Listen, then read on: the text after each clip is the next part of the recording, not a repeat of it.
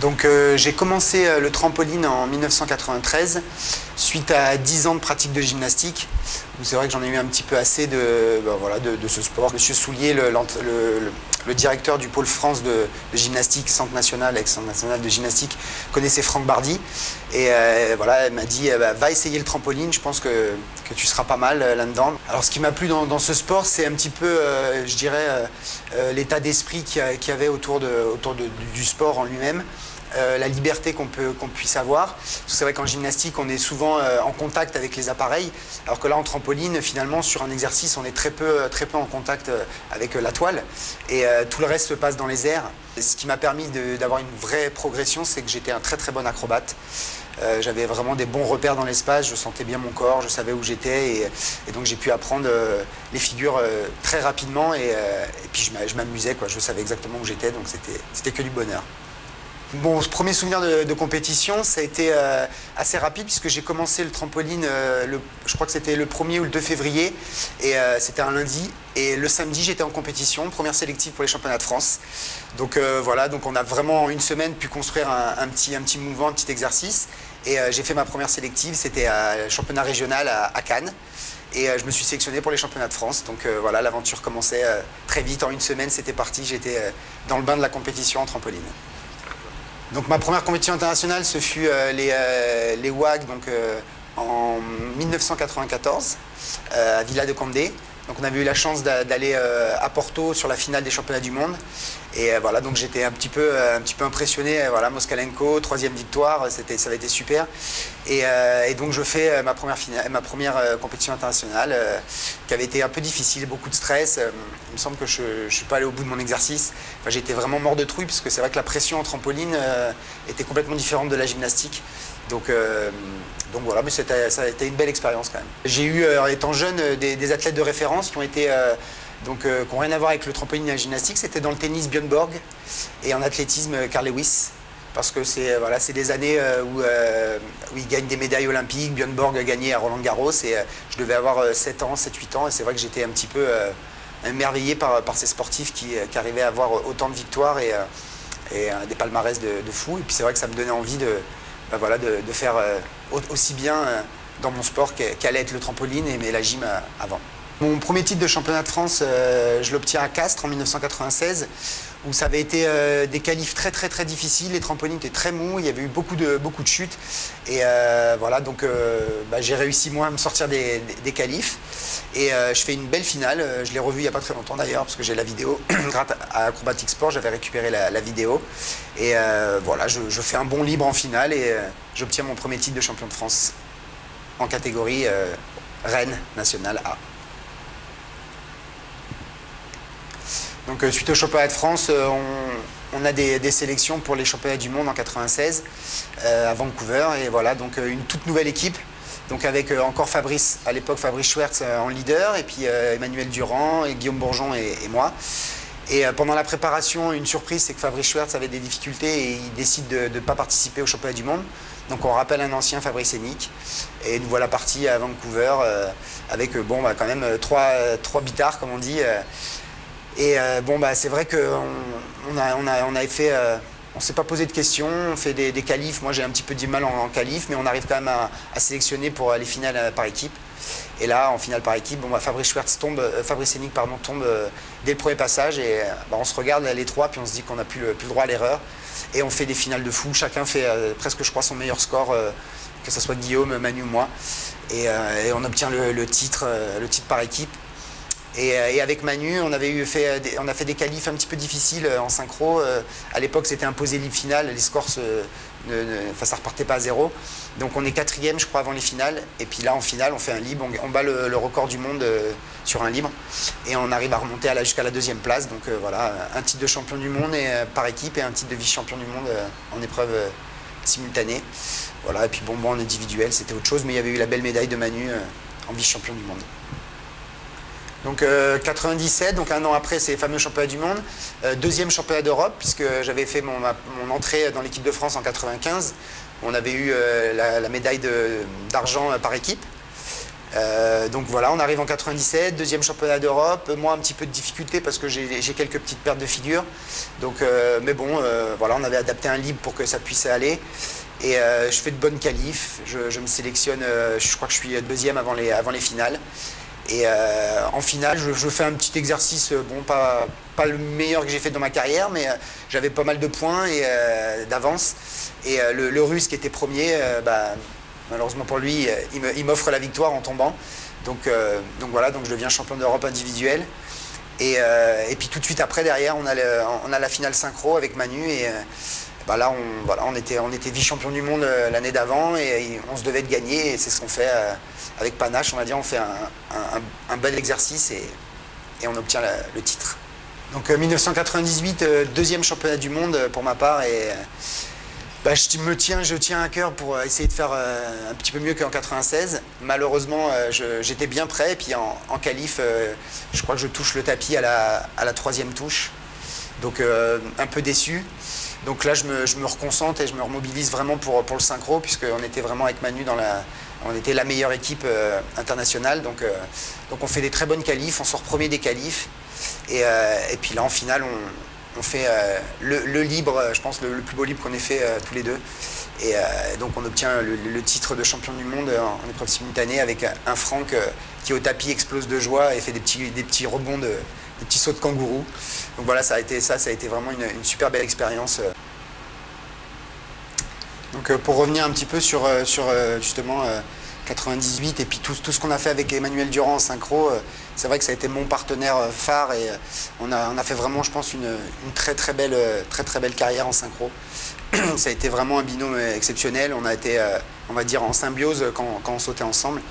Et puis voilà, on a obtenu un petit peu tout ce qu'on pouvait, on a gagné tout ce qu'on pouvait gagner, à savoir le titre de champion d'Europe, de champion du monde. On a gagné 2 finales de Coupe du Monde et plusieurs Coupes du Monde, et des titres de champion de France. Donc c'était juste du plaisir et un réel bonheur de sauter avec lui. En 1999, le championnat du monde à Sun City, un championnat du monde particulier puisqu'il est sélectif pour les Jeux Olympiques. Ça y est, on rentre dans les sports olympiques. Moi, je pense que j'ai abordé ces championnats du monde, ça faisait 2 fois que je loupais en individuel, donc j'ai vraiment abordé ce championnat du monde en me disant, voilà, il faut que je me fasse plaisir, que j'arrête de me mettre la pression. Et je crois que c'est ce qui m'a permis de faire de très bonnes qualifs. À l'issue des qualifs, Manu, qui passe juste derrière moi, lui tente un exercice un petit peu plus difficile. Ça faisait déjà 2 médailles qu'il avait obtenues en 96 et 98. Il est sur un gros programme, avec en plus le retour de Moskalenko, donc on savait qu'il y avait de la concurrence. Je pense que Manu voulait aller chercher vraiment ce titre. Il a pris des risques en qualif et ça n'a pas payé finalement puisqu'il fait une petite erreur et il finit 11e ou 12e des qualifs. Donc voilà, c'est moi qui sélectionne la France pour les Jeux Olympiques. Et à l'époque, en plus, c'était nominatif, ça veut dire que c'était mon nom et c'était juste simplement moi qui allait faire les Jeux Olympiques. Il n'y allait pas avoir de sélection au niveau national. Donc moi, je finis 3e après en finale, je fais une très belle finale. Je me souviens d'avoir battu Dimitri Poliarouche, qui était juste devant moi. Pareil, à l'époque, c'était encore imposé libre finale. Et lui, il fait une petite faute en finale, et donc j'arrive à rattraper au niveau des points. Et avec le grand Moskalenko, bien sûr, qui gagne et qui était reparti pour pas mal d'années. Et donc arrive en 2000 les Jeux Olympiques à Sydney, une compétition qui a été vraiment pour moi exceptionnelle. Si mis à part le résultat final, mais c'est vrai que ça a été une expérience géniale. La préparation s'est super bien passée. Je pense que j'étais vraiment prêt pour cette compétition. Et c'est vrai qu'impressionné par l'organisation, c'est vraiment cet événement qui est vraiment impressionnant. La compétition se passe bien, je fais des belles qualifs, je sors le meilleur imposé alors que c'était pas vraiment mon fort, les imposés. Et donc je sors 2e des qualifs et puis voilà, on sait ce qui se passe en finale. Je modifie à la 4e touche, au lieu de faire Freudy Pike, je fais half pike parce que je suis pas très bien placé à l'issue de mon trift-tuck. Et puis derrière, j'essaye de me remobiliser un petit peu en me disant attention, il faut faire 10 touches pour être sur le podium. Et je reprends le libre un petit peu que j'avais travaillé et je remets l'half-pike qui était censé être en 8e touche que j'avais déjà faite. Voilà, je ne pense pas à modifier. Et donc je finis malheureusement 4e. Mais ça reste quand même une belle expérience. Et ensuite, 4 ans plus tard, Athènes, où là ça a été complètement différent. La préparation était difficile, j'ai été blessé à la cheville, obligé de me faire un strap tous les jours, vraiment mal pendant toute la préparation. À cette époque-là, avec Franck, c'était aussi un peu plus, les relations entre l'entraîneur et l'entraîné étaient un peu plus tendues. Donc j'arrive quand même à rentrer en finale. Et en finale, je pense que le libre que je fais, il correspond un petit peu à l'état d'esprit que j'avais. C'est-à-dire que je fais une faute tout au début, parce que ça allait pas très bien dans ma tête. Mais j'arrive à me rattraper quand même avec un tour de passe-passe et finir par un bel exercice. Mais malheureusement, à l'époque, les déplacements étaient, les juges étaient intransigeants là-dessus. Et je finis 8e, donc dernier de la finale. Donc 3 semaines après les Jeux Olympiques et cette décevante 4e place, les championnats d'Europe, qui étaient à l'époque, on va dire, le niveau européen était le niveau mondial. Je fais de très bonnes qualifs et pareil, une finale où je fais, je crois, le meilleur libre en finale. Et je finis vice-champion d'Europe individuel, donc ça m'a fait un petit peu du bien, on va dire. Ça a rattrapé la médaille que j'ai loupée à Sydney aux Jeux Olympiques. Et puis une très très belle médaille par équipe parce que c'était un petit peu on savait que ça allait être la fin pour Manu, ça allait être vraiment la dernière compétition qu'il allait vouloir faire.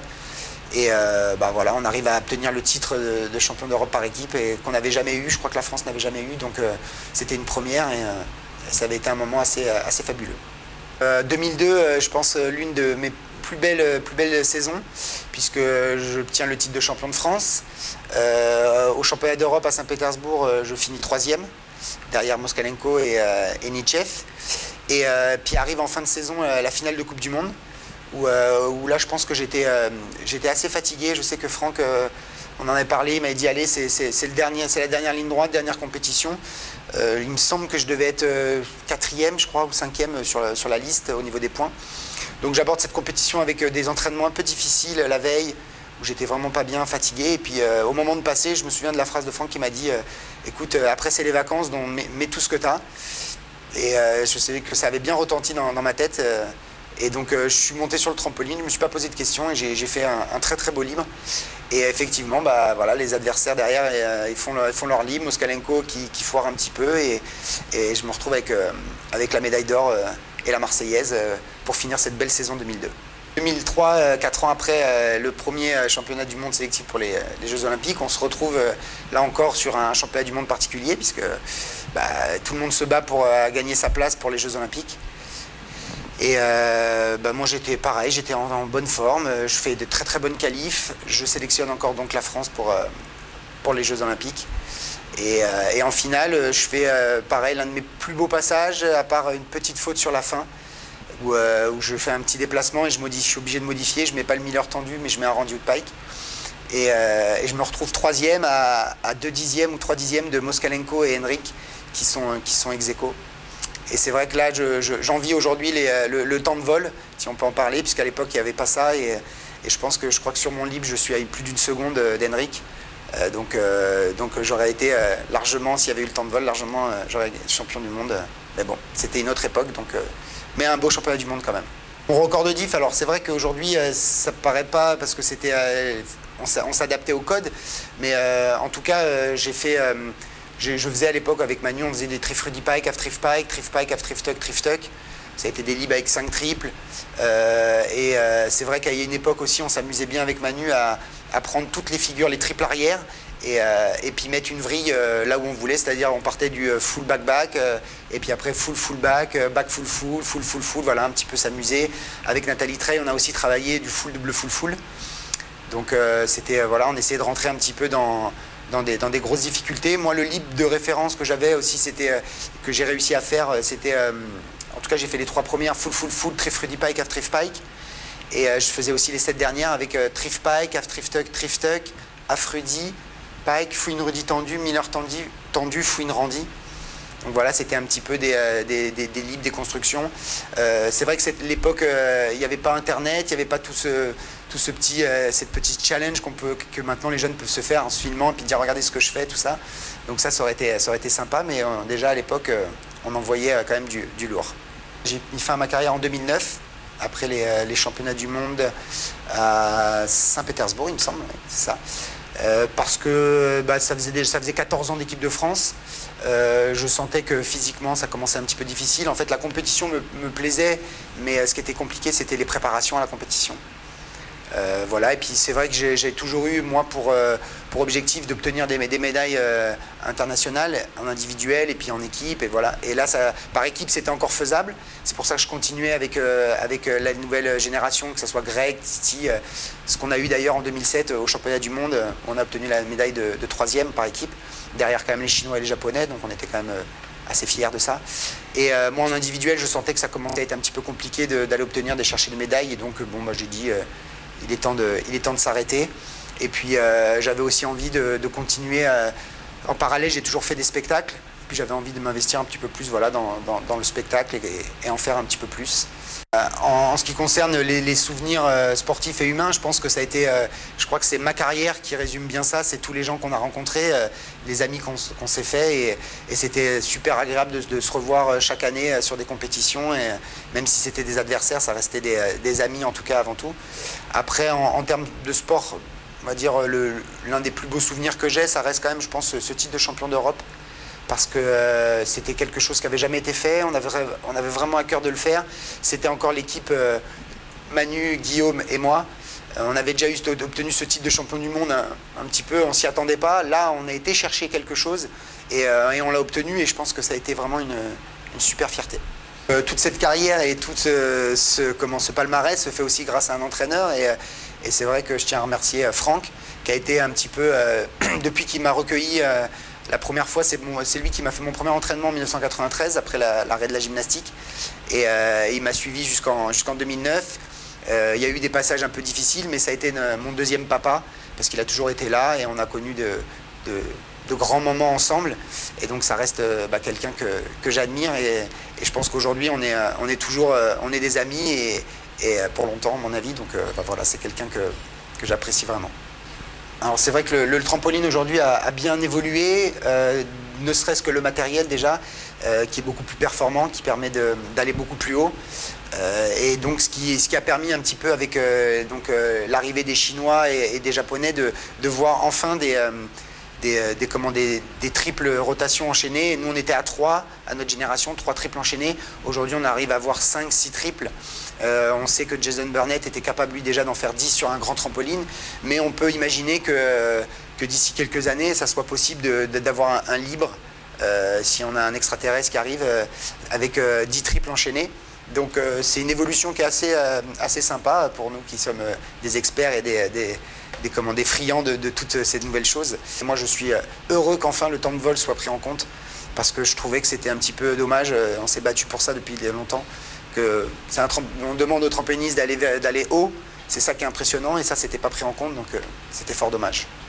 Alors un conseil aux jeunes que je pourrais donner, c'est déjà d'aimer ce qu'ils font, de se faire plaisir, et bien sûr de travailler énormément. Il faut pas hésiter à répéter. Moi je crois qu'il y a des figures que j'ai dû répéter pendant des centaines de fois l'entraînement, et j'avais toujours à travailler dessus.